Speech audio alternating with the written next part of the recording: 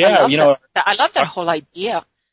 Thank you. Well, it's the idea was inspired by my experience on eBay. I typed in, it was late one night, and I just typed in haunted, and I was like, wonder what's on eBay that people are saying is haunted, and I was amazed. You try it sometime. People are really selling, haunted jewelry, and my dead grandma's rings, and a doily that moves on its own, that kind of stuff. Oh, it's creepy. Well, they get up, and what they do is they charge $100 for it, so that some paranormal fan out there, buys it. And I thought to myself, wow, a huckster could really take advantage of this.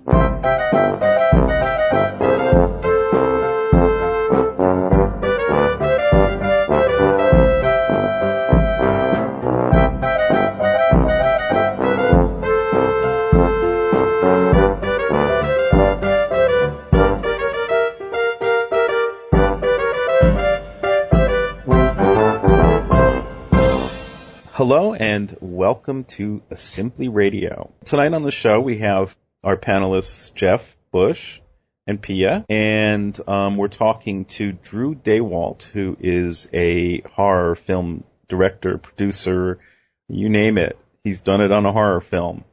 And with that, I will introduce Drew and let him tell you a little bit more about himself. Here he goes. Drew? Hi, how you doing? I guess this is my bio then, right? It is your bio. Well, it's funny. I actually came to horror in 2007. And originally I was coming from, I've been a Hollywood screenwriter for about 15 years, and I came from big action, buddy, heist, comedy, stupid macho stuff. I was a writer for Jerry Bruckheimer, Tony Scott. My first feature was actually produced by Lawrence Bender and Quentin Tarantino. They championed my first script, and it's called Stark Raving Mad. Cool. And that was in 2002. Can we stop and just say wow? You're allowed. It was pretty well. Yeah, I mean, I didn't know this. I've had a great deal of experience in that realm, and I worked within the Writers Guild with the studios. At one point I had almost 11 scripts in various stages of not getting made in the development system.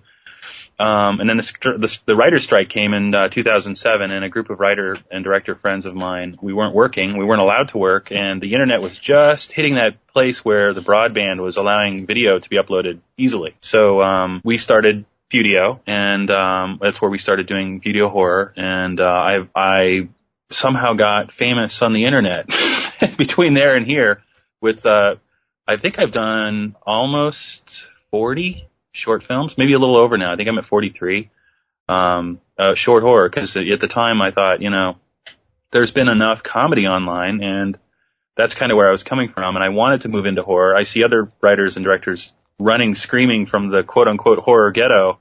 Meanwhile, I'm running screaming into it from the comedy ghetto. So, the grass is always greener, I suppose. But, horror is something I've loved since I was a child. I was raised in a haunted house in Ohio. There was a 160-year-old stagecoach stop, and I was a junkie for all those really campy, cheesy Friday night movie horror hosts like Elvira. And where I grew up, we had Big Chuck and Little John, Big Chuck and Houlihan. And I don't know if you guys know Ghoulardi, but there was those great costumes. The Ghoul, yes, yeah. I'm from Bay Village, Drew. I grew up in Bay Village, Ohio. Oh my God, you know exactly what I'm talking about. Sure do. There was a golden age for horror, and it, from a little boy, it turned me on. So that's kind of why I started in the big studio system, and I've actually come over to horror, because it's really where I want to be. Well, that was a great bio. It's like a lot of stuff that even through our research we didn't really pick up. And we totally missed that one. Yeah, I mean, I'm fascinated about the. I'm still sitting here with my jaw down. And I'm sure a lot of people. I mean, did you actually meet him personally, or? Mm-hmm. Yeah, he championed the script. It's called Stark Raving Mad. I wrote it with my writing partner at the time was David Schneider. And we'd sold some studio pictures, and this one went to A Band Apart, which is Quentin and Lawrence Bender's team. Yeah. And their producer there was John Baldecchi, and John Baldecchi showed it to the people there. Lawrence loved it. Quentin loved it. Quentin liked it because, good old Quentin, he's like, hey, he writes like me. Great, bring him in. So he loves himself, and it's in a good way, So he brought us in and they championed it, and we wanted to direct it. Dave and I, we were gonna co-direct, and Quentin and John Baldecchi and Lawrence, they got behind us and they attached. They ended up being attached by Newmarket, which had just come off the heels of Memento and Donnie Darko. So that was we were in really good company at the time, and Starker Be Mad was it was a heist film, and it was still in the genre that we were in before, but it was a great writing experience and it was a great directing experience, and it's in the sort of Guy Ritchie genre, an American Guy Ritchie. Yeah. What kind of budget did you have, Drew? We had $7 million, and I think by filming in Canada at the time, it pumped it up to like a $9 million budget all in. And it was at the time, all I could think of, this is here's rookie directors for you. At the time, all I could think of was, I can't wait till my $20 million feature. And the business took such a gigantic shit between there and here that now it's like I would give my left leg for a $9 million budget again. I had no idea how good I had it. Yeah, but from what I understand, you've done very well with smaller budgets. And I know Pia is a fan of your films, and I'd like for her to ask some more about that. Well, I'm sitting here stumped because I had absolutely no idea about this previous stuff that you had done. So I guess I'll just move along to the questions that I did have.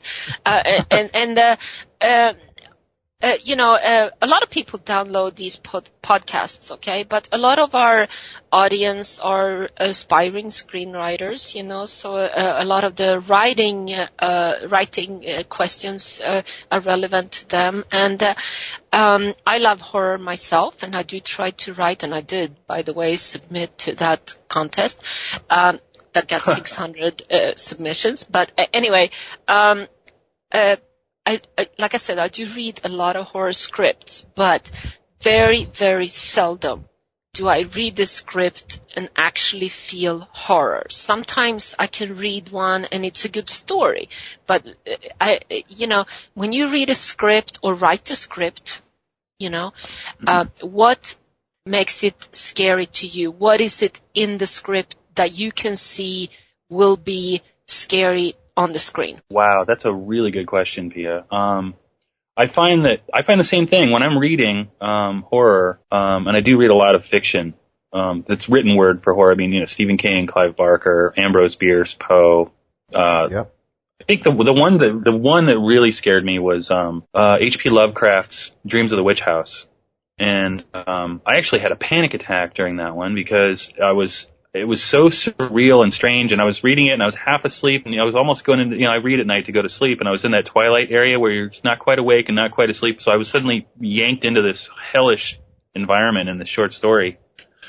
And I woke up with a start, like one of those you thought you fell down startles, when you're almost asleep. Mm-hmm. And then I went into this panic attack because I lost touch. I was like, and I was sucked into it. What terrifies me, fear is an emotion, and for me it can sometimes be the strongest emotion. And I tend to feel viscerally when things are presented to me live or in a film or visual way. When things are written, and I think this probably was why you have this feeling too, is, when it's written, you're intellectualizing, words especially in scripts, which are kind of a shorthand for a story, not truly a story. A script is a shorthand, and it doesn't necessarily always hit the emotion of fear, because so much goes into fear that's instinctive and really unnoticed by us when we're watching. Trying to think. For instance, one of my big theories in my work is we are essentially pack or herd animals by our instincts. And when I'm casting a lead who has to go up against my antagonists, whether it's supernatural or more natural, I watch for actors and actresses who can portray fear convincingly, because since we are pack and herd animals, we look around to our peers and our allies to see if they're frightened.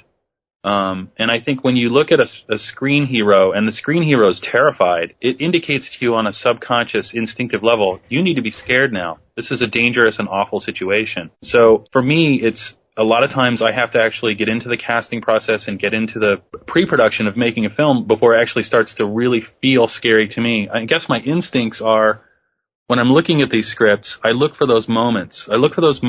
It's not when the hero opens the door and the thing comes out and grabs him. It's the 35 seconds going up to that door and touching the doorknob, and the increase in heart rate and the increase in breathing and the formation of sweat on the brow. All these indicators that happen. And I look for moments like that. Those moments of, I'm not a big fan of boo scares or jump out scares, startles or screamers. I've done a few. And I read your comments about Drag Me to Hell. Oh yeah, it's a whole movie based on them, and it did really well. But I hated that movie. Oh, I hated that movie. I liked it.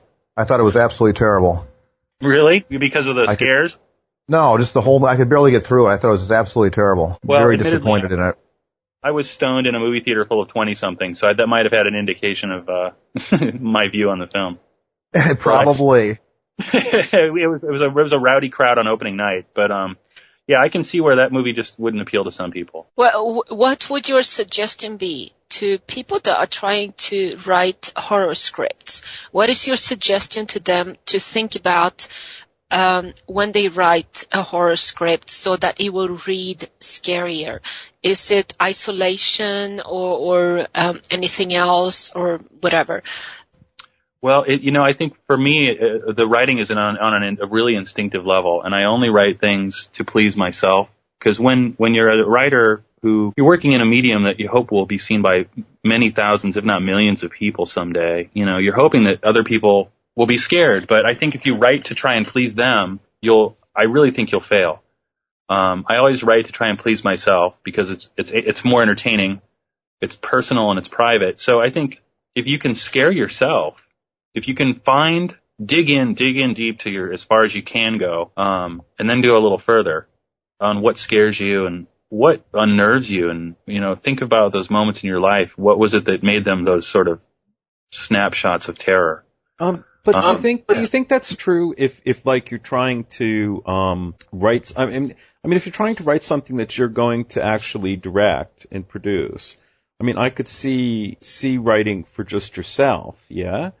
But I mean, if you're going to try to sell something to someone else, do you think that's appropriate, or do you think that you should write for yourself no matter what? Well, it just depends on what I mean, if you have your mind set on a big sale in a commercial environment and you want to go to the studios, and I've been there too, you do have to write with a certain template in mind. You do have to write a 3-act structure. You do have to write a hero that people can either they want to sleep with or they want to be. There's a whole grocery list of things you have to do. And those you do have to apply that template, but I think underneath it all, you have to also enjoy it, because if you're not enjoying it, that always comes through. And most of the films that come through Hollywood are written for a paycheck, and you feel it on the screen. And a lot of people complain about Hollywood, and one of the roots of that is, writers out here tend to get beaten so badly, and they're left bloodied in the middle of the street and told, okay, now write. And you're like, God, and I've been there. I've been in the situation where I'm writing for a studio and I'm thinking, I think this would be great if I write X, Y, and Z, but they just told me in the meeting if I come in with X, Y, and Z, they're going to fire me. So I'm going to write A, B, and C, and shit. Yeah. And you do it to keep your job, and it doesn't quite work, but it's pleased your boss. It's a really tough spot to be for a writer, and I think a lot of guys end up there. But there's absolutely, what, Michael, you're absolutely right. There's a template you have to follow to do commercial success.